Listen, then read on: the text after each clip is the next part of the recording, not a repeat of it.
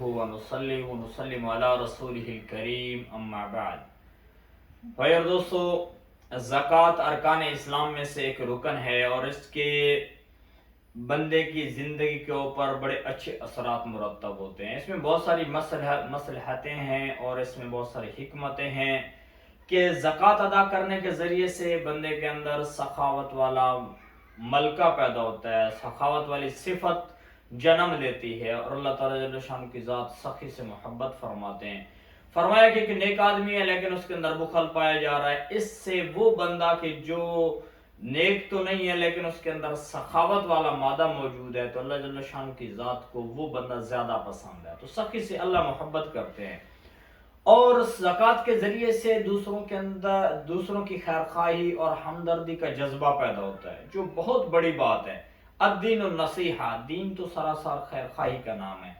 اور زکوٰۃ کے ذریعے سے محبت بھی بڑھتی ہے، جب ایک بندہ دوسروں کے اوپر خرچ کیے جا رہا ہے تو ان کے دلوں کے اندر ان کی محبت پیدا ہوتی ہے۔ تو زکوٰۃ میں بہت ساری حکمتیں ہیں۔ تو اللہ جل شان کی ذات نے ہمارے جو ذمے لگائی ہے، مسلمان کے ذمے زکوٰۃ دینا لگایا ہے، اور وہ اس بندے کے ذمے لگایا جو صاحب حیثیت ہے، اور اس کو ہم صاحب نصاب کہتے ہیں۔ تو زکوٰۃ کا نصاب جو ہے وہ 4 چیزیں ایسی ہیں کہ جن کو بنیادی طور پر دیکھا جاتا ہے۔ ان میں ایک چیز ہے سونا، یعنی گولڈ، سلور چاندی، اور مال تجارت اور نقدی کیش کی شکل میں ایک بندے کے پاس موجود ہے کچھ۔ تو یہ 4 چیزیں ایسی ہیں جن کو دیکھا جاتا ہے کہ ایک بندے کے پاس کتنی مقدار میں موجود ہے۔ تو سونا،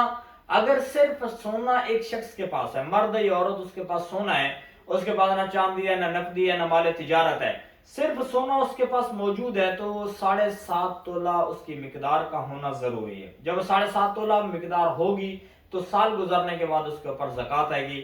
اور اگر اس سے کم مقدار میں اس کے پاس موجود ہے، 7 تولہ موجود ہے، 7 تولہ سے بھی کچھ اوپر ہے، 7.5 تولہ سے کم ہے، تو ایسی صورت میں جب اس کے پاس اور کچھ بھی نہیں ہے تو اس کے اوپر زکوٰۃ نہیں ہے۔ ہاں، اسی طرح جس بندے کے پاس چاندی ہے اور نہ اس کے پاس سونا ہے، نہ مال تجارت ہے، نہ نقدی ہے، تو اس کے پاس صرف چاندی ہے، مثلا عورت ہے یا مرد ہے، کسی کے پاس بھی ہو، تو اس کا 52.5 تولہ مقدار کا ہونا ضروری ہے۔ جب اس مقدار سے کم ہے، 52.5 تولہ سے کم ہے، تو پھر اس کے ذمہ زکوٰۃ نہیں آتی۔ ایسے ہی نقدی، کسی کے پاس پیسہ موجود ہے، 52.5 تولہ چاندی کی قیمت کے برابر نہیں ہے، اس کے ذمہ زکوٰۃ نہیں ہے۔ اور اسی طریقے سے اگر ایک آدمی کے پاس مال تجارت ہے لیکن وہ 52.5 تولہ چاندی کی قیمت کے برابر ہی نہیں، تو اس کے اوپر بھی زکوٰۃ نہیں۔ ہاں، اگر کسی شخص کے پاس تھوڑا سا سونا ہے، کچھ چاندی ہے، کچھ نقدی ہے، کوئی مال تجارت ہے، اور سب کو اکٹھا کیا جائے گا تو اس کو دیکھیں گے، اگر اس کی مقدار جو ہے وہ 52.5 تولہ چاندی کی قیمت کو جا کے پہنچ جاتی ہے اور اس کے اوپر سال گزر چکا ہے، تو وہ مرد ہو یا عورت ہو، اس کے ذمہ زکوٰۃ لازمی ہے۔ اور زکوٰۃ کتنی دی جاتی ہے؟ زکوٰۃ جو ہے وہ 40واں حصہ ہے، یعنی اگر جتنی مقدار موجود ہے اس کو وہ 40 کے اوپر ڈیوائیڈ کریں گے، تقسیم کریں گے، جو اس کا آنسر نکلے گا وہی اس کی زکوٰۃ بنے گی۔ تو بہرحال جیسے یعنی 100 کے اوپر جو ہے وہ 2.5% زکوٰۃ آتی ہے۔ تو یہ زکوٰۃ کے نصاب میں یہ بنیادی چیزیں ہیں، ان کو دیکھنا ضروری ہے۔ اگر ایک شخص کے پاس یہ 4 چیزوں میں سے تھوڑی تھوڑی مقدار موجود ہے، اور پھر اس کے بعد ہم نے دیکھا اگر اس نے مثلا کسی کو قرضہ دیا ہوا ہے تو اس کو بھی دیکھیں گے، اس کو بھی، اور وہ قرضہ ایسا ہے کہ وہ قابل واپسی بھی ہے، یعنی اس کو پتہ ہے کہ وہ قرضہ مجھے مل جائے گا، تو اس کو بھی جب زکوٰۃ دینے کا ٹائم آئے گا تو اس کو بھی نصاب کے اندر شامل کریں گے۔ ایسے مثال کے طور پر اگر اس نے کوئی دکان کہیں سے لے رکھی ہے، کوئی مکان لیا ہوا ہے اور اس کی سیکیورٹی کے لیے پیسے جمع کروا رکھے ہیں، اور ایسے کوئی اس نے انشورنس اسکیم کو خرید کے رکھی ہوئی ہے، کوئی پرائز بانڈ خرید کے رکھا ہوا ہے، تو یہ ساری چیزیں اس میں آتی ہیں۔ تو ان ساری چیزوں کو لے کر ہم کیا کریں گے؟ اکٹھا کریں گے اور اس کی مقدار کو دیکھیں گے۔ اگر وہ 52.5 تولے چاندی کی قیمت کے برابر ہے تو اس کے اوپر زکوٰۃ آ جائے گی۔ ہاں، البتہ اس میں سے کچھ چیزیں ایسی بھی ہیں جن کو مینیج کیا جائے گا، نفی کر سکتے ہیں اس میں سے، جیسے مثلا اس نے کسی کا قرض دینا ہے اور وقتی طور پر اس نے اگر جو ہے وہ گھر کا اسی ٹائم پہ جو ہے اس کا رینٹ دینا ہے، کوئی یوٹیلٹی بلز ہیں جو اس نے کھانے پینے کی کچھ چیزیں خریدنی ہیں، تو ان کو اس میں سے مینیج کر سکتے ہیں۔ اور اس میں جو جہاں تک رہی بات کہ کیش کے تو آسانی سے، یعنی اس کے پاس جیب میں پیسے موجود ہیں، گھر پہ موجود ہیں، بینک میں موجود ہیں، وہ ان کو دیکھا جائے گا۔ اور پراپرٹی جو ہوتی ہے اس میں وہ پلاٹ جو اس نے خریدا ہے لیکن بیچنے کی نیت کر رکھی ہے کہ بیچنے کی نیت سے خریدا ہے اور پھر وہ بیچنے کی نیت برقرار ہے، تو ایسی صورت میں چاہے اس نے مکان خریدا، دکان خریدی، پلاٹ خریدا، تو اس کے اوپر زکوٰۃ آ جائے گی۔ ہاں البتہ کسی نے پلاٹ تو خریدا ہے لیکن اس کے اندر اس کی بیچنے کی نیت نہیں ہے کہ ایسے اس نے لے کر رکھا ہوا ہے اس میں کہیں گھر بنائیں گے۔ اس نے کوئی دکان خریدی ہے، بیچنے کی نیت نہیں ہے، کہتا ہے میں خود اس میں جو ہے وہ کوئی چیزیں رکھ کر ان کو سیل کروں گا، خود اس کو چلاؤں گا، تو اس کے اوپر بھی زکوٰۃ نہیں آتی۔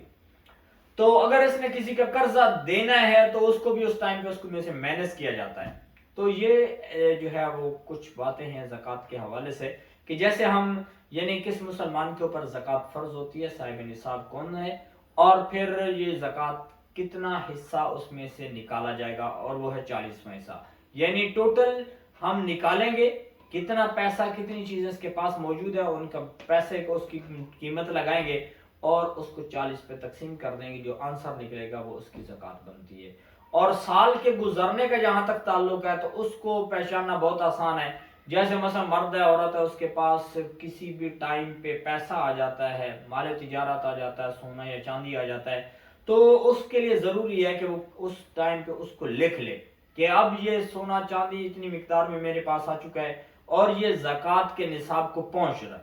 تو اس وقت میں وہ چاند کی تاریخ کے حوالے سے وہ اس کو نوٹ کر لے گا، اور نوٹ کرنے کے بعد دیکھیں گے جب آنے والا سال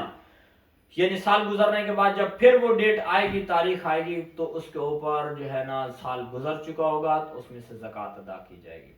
تو یہ اس کا بہت ہی آسان طریقہ ہے کہ ہاں البتہ شروع میں ایک بندے کے پاس 52.5 تولہ چاندی کی مقدار کے برابر یہ چار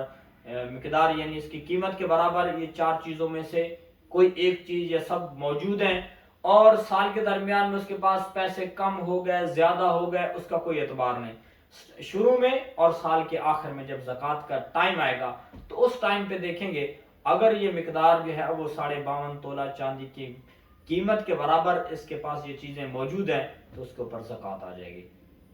تو اللہ تعالیٰ ہمیں زکوٰۃ کو ادا کرنے کی توفیق عطا فرمائے۔ ایک بہت بڑا عظیم عمل ہے اور اس کے ذریعے سے بہت ساری خیریں پھیلتی ہیں، بہت ساری خیریں وجود میں آتی ہیں، دین کی اشاعت کا ذریعہ بنتا ہے، غریب لوگوں کی ساتھ ہمدردی اور خیر خواہی کا جذبہ پیدا ہوتا ہے، اور سب سے بڑی بات کہ اس کے اندر جو ہے وہ سخاوت کا ملکہ پیدا ہوتا ہے، سخاوت والی صفت بندے کے اندر